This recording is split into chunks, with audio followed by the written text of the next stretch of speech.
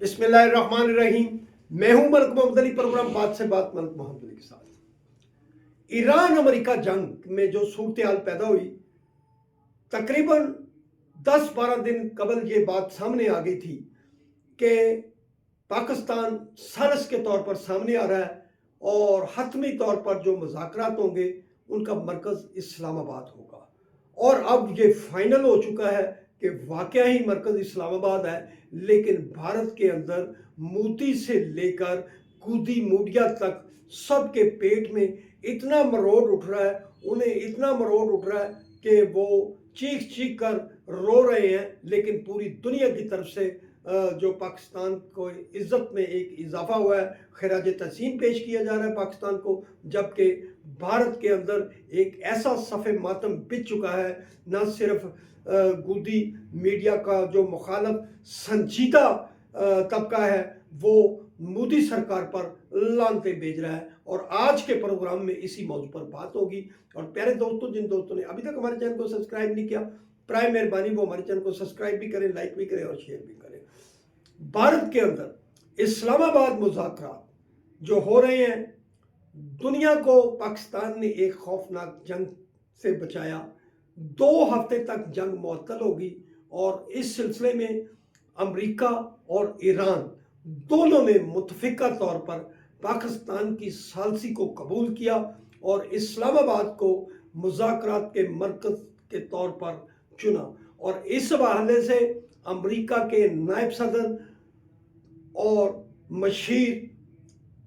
Donald Trump وہ پاکستان تشریف لا رہے ہیں، جو کہ اس مذاکرات میں حکومت پاکستان کے ساتھ مکمل طور پر انٹیکٹ تھے، اور دوسری طرف ایران کا ایک وفد وہ بھی پاکستان پہنچے گا، اور اس حوالے سے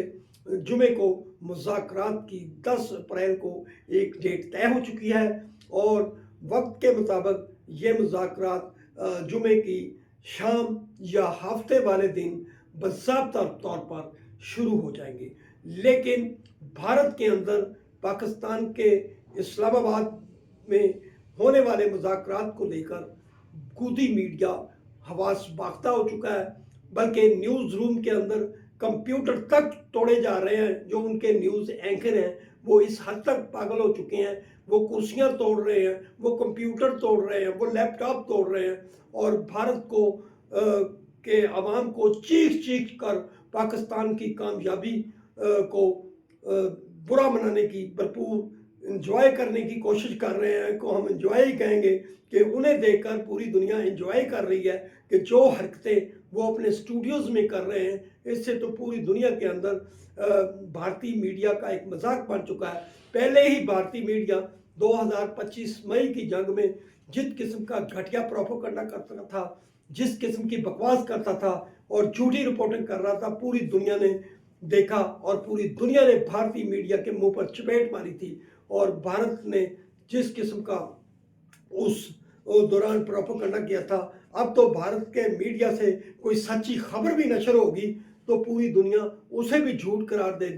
گی۔ لیکن اسلام آباد مذاکرات نے تو ان نے بالکل حواس باختہ کر کے رکھ دیا ہے۔ مودی کی چیخیں نکلی ہوئی ہیں، جو کچھ دن پہلے تک ایک میٹنگیں کر کے ایک جنگ کا تاثر دینے کی کوشش کر رہا تھا۔ سندور 2 کے حوالے سے گودی میڈیا کے اندر پروپیگنڈا کیا جا رہا تھا، اس طرح ہو جائے گا، اس طرح ہو جائے گا، لیکن خواجہ آصف نے ایک ہی ٹویٹ میں ان کا دھڑم تختہ کر کے رکھ دیا، جب خواجہ آصف نے کہا تھا کہ 10 مئی ایک ٹریلر تھا، اب اگر کوئی حرکت ہوئی تو وہ فلم چلے گی جو کلکتہ تک چلے گی، جس کو انڈیا ساری زندگی یاد رکھے گا۔ اس کی مرچیں لگی ہوئی ہیں، خواجہ آصف کی مرچیں لگی ہوئی ہیں بھارت کے گودی میڈیا کو۔ اب اسلام آباد مذاکرات کو لے کر تو اس کے پیٹ میں اتنے مروڑ اٹھ رہے ہیں کہ شاید ان کو ہوش ہی نہیں رہا کہ کیا کرنا ہے کیا نہیں کرنا۔ لیکن بھارت یاد رکھے، اسلام آباد کے اندر مذاکرات بھی ہوں گے۔ اللہ تعالیٰ نے پاکستان کو عزت دیا ہے، اس عزت میں مزید اضافہ ہوگا۔ پوری دنیا کے اندر پاکستان کے متعلق پاکستان نے جو کردار ادا کیا ہے، پوری دنیا اس کی خراج تحسین پیش کر رہی ہے، اور اگر کسی کو تکلیف ہے تو مودی اور نیتن یاہو کو ہے۔ سلام پاکستان، سلام اوورسیز، اللہ حافظ۔